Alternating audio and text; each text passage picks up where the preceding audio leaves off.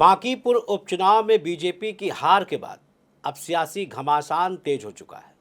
आरोप प्रत्यारोप का दौर शुरू हो गया है और भारतीय जनता पार्टी की कथनी और करनी पर सवाल उठाए जा रहे हैं। लेकिन सबसे बड़ा सवाल यह है कि क्या समाजवादी पार्टी के राष्ट्रीय अध्यक्ष अखिलेश यादव ने बांकीपुर की हार की तुलना उत्तर प्रदेश के रामपुर सीट से कर दी।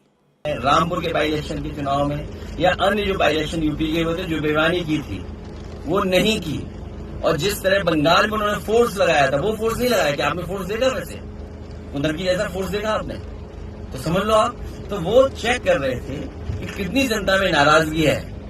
क्या इसके पीछे कोई बड़ा राजनीतिक संदेश छिपा है? दरअसल इस पूरे बयान को समझने के लिए पहले रामपुर सीट का राजनीतिक इतिहास समझना जरूरी है।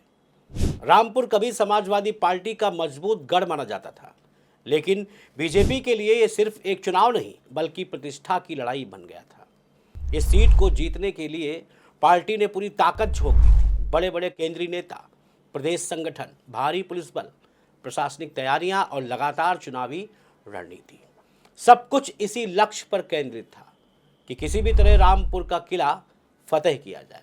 आखिरकार बीजेपी वहां जीत हासिल करने में सफल रही और इसे अपनी बड़ी राजनीतिक उपलब्धि के तौर पर पेश भी किया। अब अखिलेश यादव उसी रामपुर का उदाहरण देकर बांकीपुर की हार पर बीजेपी को घेर रहे हैं। बांकीपुर के हार के बाद भारतीय जनता पार्टी के कार्यकर्ताओं को कुछ बाकी बचा ही नहीं और 12 साल का रिटर्न गिफ्ट मिला है बीजेपी को।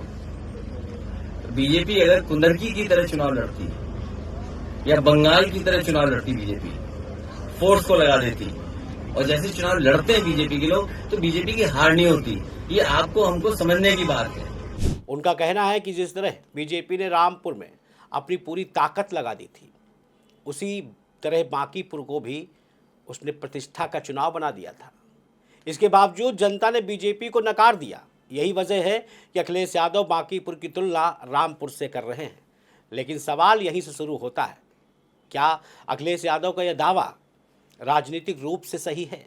क्या वाकई में बांकीपुर को सिर्फ एक सीट नहीं बल्कि अपनी प्रतिष्ठा का प्रश्न बना लिया था?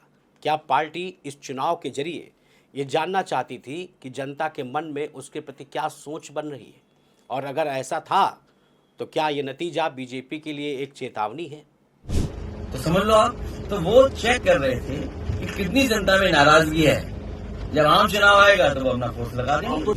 राजनीतिक विश्लेषकों की अगर माने तो उपचुनाव अक्सर आने वाले बड़े चुनावों का संकेत माना जाता है।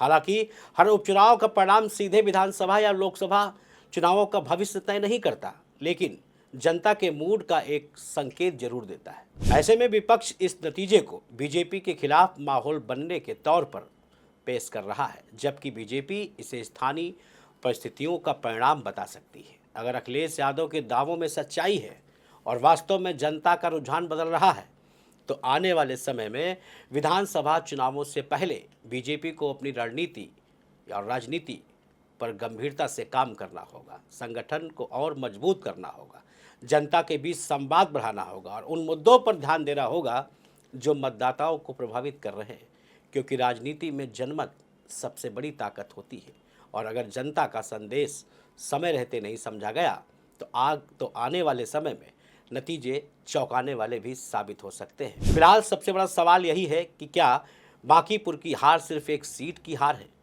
या फिर ये आने वाले राजनीतिक समीकरणों का ट्रेलर है? क्या अखिलेश यादव का रामपुर वाला उदाहरण बीजेपी के लिए एक चेतावनी है या फिर ये सिर्फ विपक्ष की राजनीतिक रणनीति का हिस्सा है?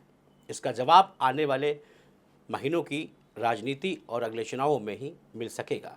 हम फिर हाजिर होंगे एक नए अपडेट के साथ, एक लाइन के साथ। तब तक देखते रहें इंडिया जंक्शन।